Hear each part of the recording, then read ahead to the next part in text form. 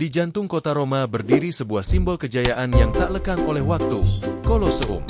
Dibangun hampir 2000 tahun lalu, bangunan ini bukan sekadar arena hiburan, tetapi lambang kekuatan kekaisaran Romawi. Saat matahari terbit, bayangan panjangnya membentang, mengingatkan dunia akan masa ketika ribuan orang berkumpul untuk menyaksikan pertunjukan spektakuler. Batu-batu besar yang tersusun rapi menjadi saksi bisu sejarah penuh darah, keberanian, dan kekuasaan. Colosseum adalah bukti bahwa manusia mampu menciptakan keajaiban arsitektur yang bertahan melampaui zaman. Pembangunan Colosseum dimulai pada masa Kaisar Vespasian dari dinasti Flavia sekitar tahun 70 Masehi. Ribuan pekerja, termasuk tawanan perang, bekerja siang dan malam untuk mewujudkan ambisi besar ini. Dengan teknologi sederhana, mereka mengangkat batu travertine raksasa dan menyusunnya dengan presisi luar biasa. Setiap bagian dirancang untuk menampung puluhan ribu penonton. Ini bukan hanya proyek konstruksi, melainkan pernyataan kekuasaan Roma kepada dunia. Dari fondasi hingga lengkungan tinggi, setiap detail mencerminkan kejeniusan teknik Romawi yang mengagumkan. Colosseum mampu menampung lebih dari 50.000 penonton, menjadikannya salah satu stadion terbesar di dunia kuno. Struktur bertingkatnya dirancang dengan sistem yang sangat terorganisir, memisahkan kelas sosial penonton. Bangsawan duduk di bagian bawah, sementara rakyat biasa di atas. Lorong-lorong tersembunyi memungkinkan orang masuk dan keluar dengan cepat. Bahkan hingga hari ini, sistem tersebut menginspirasi desain stadion modern. Arsitektur Colosseum menunjukkan bahwa Romawi tidak hanya kuat dalam perang, tetapi juga unggul dalam perencanaan kota dan teknik bangunan. Di dalam arena Colosseum, pertarungan gladiator menjadi tontonan utama. Para pejuang ini seringkali budak atau tawanan, bertarung demi hidup mereka. Sorak-sorai penonton menggema saat pedang beradu, menciptakan suasana penuh ketegangan. Setiap pertarungan adalah hiburan sekaligus propaganda kekuasaan. Kaisar menggunakan pertunjukan ini untuk menunjukkan kendali atas hidup dan mati. Bagi gladiator, kemenangan berarti kebebasan, tetapi kekalahan sering berujung kematian. Arena ini menjadi tempat di mana keberanian dan tragedi bertemu dalam satu panggung megah. Selain gladiator, Colosseum juga menjadi tempat pertunjukan hewan buas dari berbagai penjuru kekaisaran. Singa Afrika, harimau Asia, hingga beruang Eropa dihadirkan untuk menghibur penonton. Pertarungan antara manusia dan hewan menciptakan sensasi yang luar biasa. Bagi masyarakat Romawi, ini adalah bukti dominasi mereka atas alam dan dunia. Namun di balik itu, tersimpan kisah penderitaan makhluk hidup yang dipaksa bertarung. Pertunjukan ini memperlihatkan sisi gelap hiburan masa lalu yang penuh kekerasan. Salah satu pertunjukan paling menakjubkan adalah Naumachia, simulasi pertempuran laut. Arena Colosseum dapat diisi air untuk menciptakan pertarungan kapal kecil. Ini menunjukkan kecanggihan teknik Romawi dalam mengelola air dan ruang. Penonton menyaksikan pertempuran dramatis seolah berada di laut sungguhan. Pertunjukan ini tidak hanya menghibur, tetapi juga memamerkan kemampuan militer Roma. Meski sulit dibayangkan, Colosseum benar-benar menjadi panggung spektakuler yang melampaui imajinasi. Di bawah arena terdapat Hippogeum, jaringan lorong bawah tanah yang kompleks. Disinilah gladiator dan hewan buas dipersiapkan sebelum muncul ke permukaan. Sistem lift dan jebakan memungkinkan mereka muncul secara tiba-tiba, mengejutkan penonton. Teknologi ini menunjukkan kecanggihan teknik Romawi yang luar biasa. Hippogeum adalah jantung tersembunyi Colosseum, tempat strategi dan persiapan terjadi sebelum pertunjukan dimulai. Untuk melindungi penonton dari terik matahari, Colosseum dilengkapi dengan velarium, kain raksasa yang dapat dibentangkan di atas arena. Dioperasikan oleh pelaut Romawi, sistem ini membutuhkan koordinasi yang luar biasa. Velarium menunjukkan bahwa kenyamanan penonton juga menjadi prioritas. Ini adalah inovasi yang mencerminkan perhatian Romawi terhadap detail. Colosseum bukan hanya tempat hiburan, tetapi alat propaganda politik. Kaisar menggunakan pertunjukan untuk mendapatkan dukungan rakyat. Dengan memberikan hiburan gratis, mereka memperkuat citra sebagai pemimpin yang dermawan.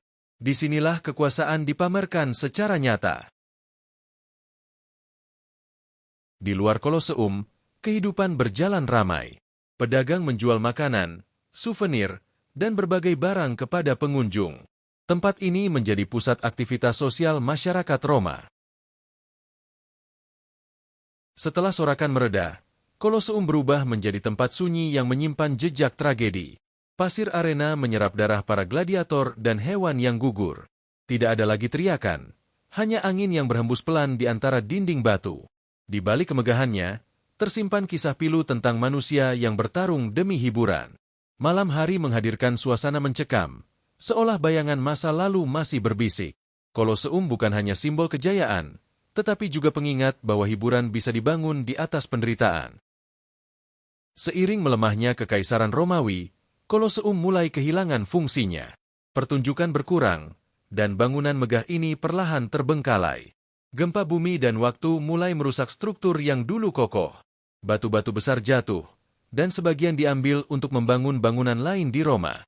Tanpa perawatan, Koloseum berubah dari pusat hiburan menjadi reruntuhan yang sunyi. Namun bahkan dalam kerusakan, keagungannya tetap terlihat. Ia berdiri sebagai saksi bisu runtuhnya salah satu peradaban terbesar dalam sejarah manusia. Pada abad pertengahan, Koloseum menjadi sumber material bangunan. Batu travertine yang kokoh diambil untuk membangun gereja, istana, dan rumah di Roma.